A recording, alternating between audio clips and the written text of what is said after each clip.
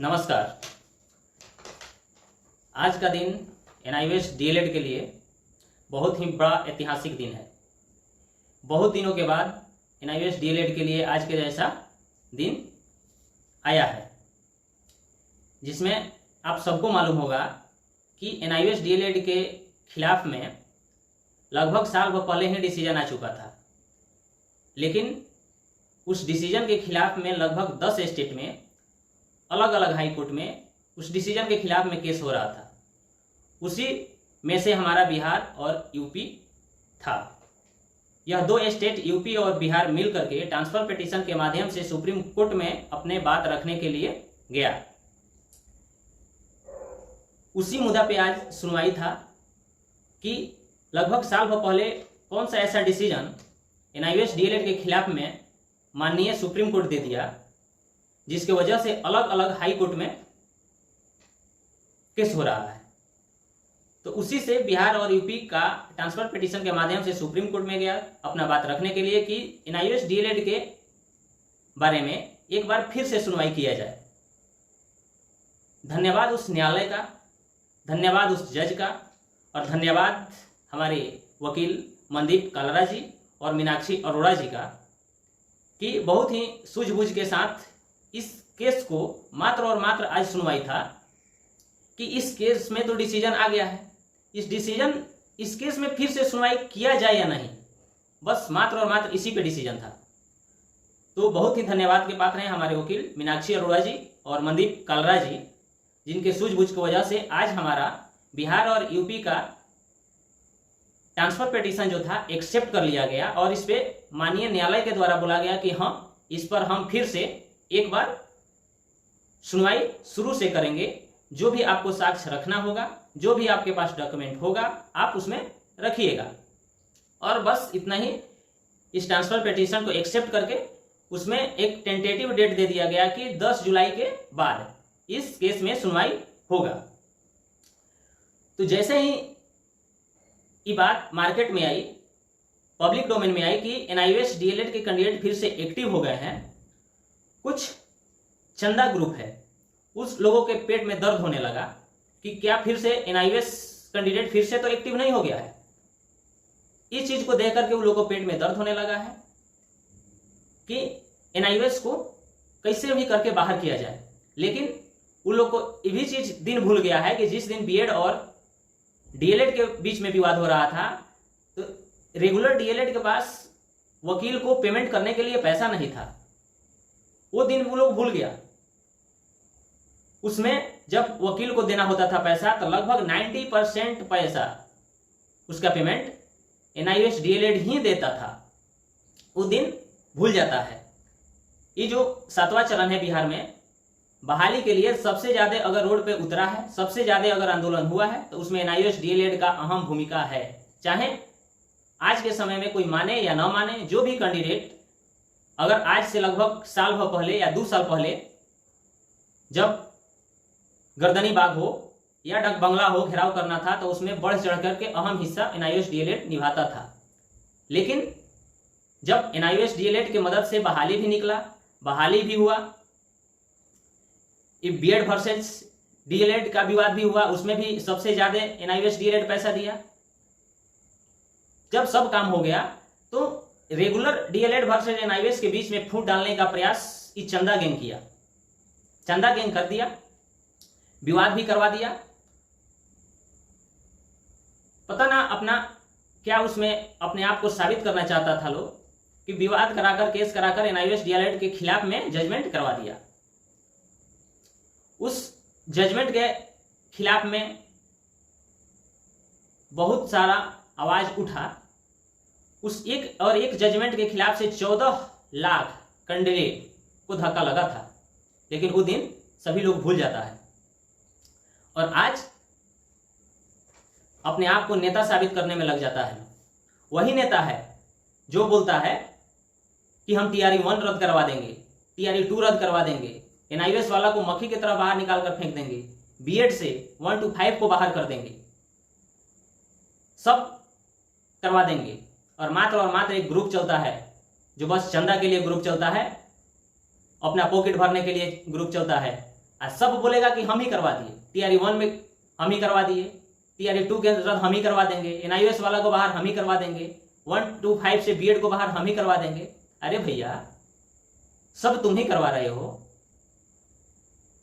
इस सबको मालूम है कि कौन करवा रहा है, लेकिन इस चंदा के लिए किसी के भविष्य के साथ बाबू नहीं खेलो। और एक साइड बोलेगा कि टीआरई 1 रद्द करवाएंगे, टीआरई 2 रद्द करवाएंगे, एनआईओएस वालों को बाहर करवाएंगे, 1 to 5 से बीएड वालों को बाहर करवाएंगे। एक तरफ क्या कहेगा आकर के चंदा के लिए कि जिस कैंडिडेट का टीआरई 1 और 2 में 3 नंबर 4 नंबर 5 नंबर से कमी है, वो सब लोग पेटिशनर के माध्यम से मेरे पास जुट जाओ, मेरे पास पैसा जमा कर दो, हम नौकरी करवा देंगे। ये भाई कैसा ही दोहरा चरित्र, ये कैसा है, ये क्या होता है? तो एक ही साइड रहो ना, या तो रद्द ही कराओ, नहीं तो किसी का अगर नौकरी हो जाता है तो करवा दो, लेकिन करवाएगा तो नहीं, ये तो तय है। ये सब चीज अब झांसा में पड़ने वाला कोई नहीं है, वही लोग हैं। लेकिन एनआईओएस डीएलएड कैंडिडेट अब अपने सूझबूझ के साथ अपने पैर पर खड़ा है और अपना लड़ाई अब खुद से लड़ेगा। इतना ही लोग शातिर है कि जब छठा चरण का बहाली हो रहा था तो एनआईओएस वर्सेस बीएड और रेगुलर डीएलएड को लड़वा दिया। उस समय पटना हाई कोर्ट में जब केस हुआ था, उसी समय 2019 में 19-20 में जब छठा चरण का बहाली हो रहा था, तो उस समय पटना हाई कोर्ट में केस हुआ। तो धन्यवाद उस पप्पू जी का कि कम से कम उस केस को लड़ करके वाईवी गिरी के माध्यम से सिंगल बेंच में जजमेंट अपने फेवर में लेकर के एनआईओएस डीएलएड को योगदान करवा दिए। उन्हीं के जजमेंट से असम हो, त्रिपुरा हो या उत्तराखंड हो या बिहार हो, इस सभी जगह बहालियां हुई। लेकिन कुछ गैंग का किया कि सिंगल बेंच के जजमेंट था, उसको डबल बेंच में चैलेंज करके छोड़ दिया। समझिए कि 19 का बाद आज 24 है, 3 साल के बाद फिर से डबल बेंच में वो केस को खोल दिया है। क्या साबित करना चाहते हो? अपना तो कुछ होता नहीं है, दूसरे को चैन से रहने नहीं दोगे। लेकिन अब खैर नहीं है, अब तुम बुलवाओगे तो हम बोलेंगे, कुछ भी हो जाए। नहीं बोलने का मतलब ऐसा मत करो। फिर से खोल दिया है केस। एनआईओएस डीएलएड का कैंडिडेट लगभग छठा चरण और टीआरई 1 मिलाकर के 40,000 के आसपास है। उस 40,000 बिहार का कैंडिडेट है, उसके पेट पर ही लात मारने के चक्कर में लगा हुआ है। और उसके बाद बोलता है कि सीट खाली होगा तो फ्रेश कैंडिडेट। फ्रेश कैंडिडेट क्या होता है जी? फ्रेश कैंडिडेट क्या है? तुम फ्रेश हो, तुम कहते हो कि 18 महीना के एनआईओएस डीएलएड है, रेगुलर डीएलएड 24 महीना का होता है। ये बताओ कि बाहर से तुम बीएड किए हो, कितना दिन तुम क्लास किए हो? तुमको जानकारी होना चाहिए कि एनआईओएस डीएलएड का जब रजिस्ट्रेशन हो रहा था तो ऑलरेडी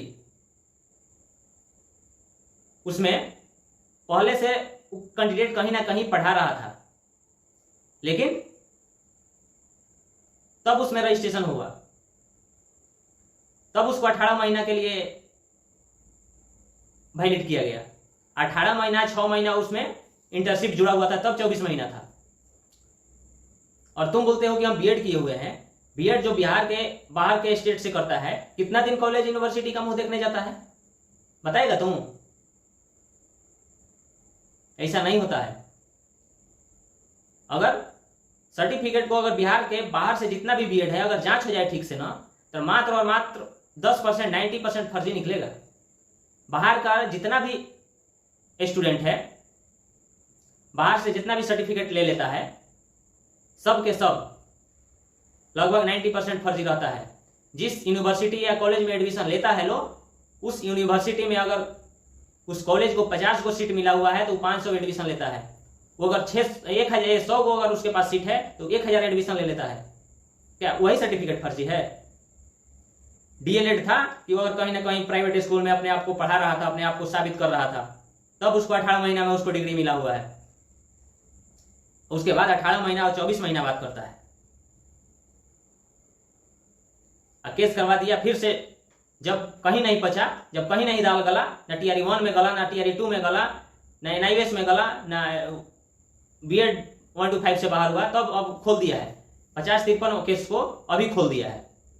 खोलो, तुम्हारा वही काम है। उसके बाद एक तरफ ही बोलता है कि 31 जनवरी 2023 से एनआईओएस का डिसीजन लागू होगा। ये मूर्ख, पूरा देश को मालूम है कि 28 नवंबर 2023 को जजमेंट आया है। और कोई भी जजमेंट अगर लागू होता है तो उस जजमेंट के दिन से लागू होता है। एक तरफ तुम कहते हो कि 31 जनवरी 2023 से लागू करेंगे, एक तरफ तुम कहते हो कि एनआईओएस वाले को हम मक्खी की तरह निकाल कर फेंक देंगे। ये दोहरा चरित्र का किसको दिखाना चाहते हो? किसको महामूर्ख समझते हो तुम? उतना मूर्ख तुम्हारे आगे पीछे 2-4 को हो सकता है, लेकिन सब नहीं हो सकता है। संभल जाओ। जहां तू रहते हो ना, वहीं हम भी रहते। सिंगल जजमेंट आया था पटना का हाईकोर्ट का, उस जजमेंट को मान करते एनसीटी और एमएचआरडी भी लेटर जारी कर दिया था। उसी के बेस पर सबका बहाली हुआ था। उस कैंडिडेट का क्या गलती है ये बता दो। जिस जजमेंट के आधार पर छठा चरण में और TRE-1 मिला करके हम देखें तो लगभग 40,000 कैंडिडेट का बहाली हो गया है। उस कैंडिडेट का क्या गलती है तुम्हारे पास जवाब थेथोलॉजी के सिवाय? उस कैंडिडेट का गलती नहीं है। समझ जाओ, जो होगा अच्छा होगा, हो रहा है वो भी अच्छा होगा, भविष्य में जो होगा वो भी अच्छा होगा। एनआईओएस डीएलएड केस खुला है, खुलेगा, उसमें तन मन धन से सहयोग सब लोग करेंगे, हम भी करेंगे, आप लोग भी एनआईओएस डीएलएड वाले सभी लोग कीजिए। केस हम लोग एकदम जीतेंगे और उसके बाद इन लोग के मुंह पर तमाचा होगा। चलिए, वीडियो बहुत लंबा हो जा रहा है तो इस वीडियो को यहीं पे समाप्त करते हैं। धन्यवाद।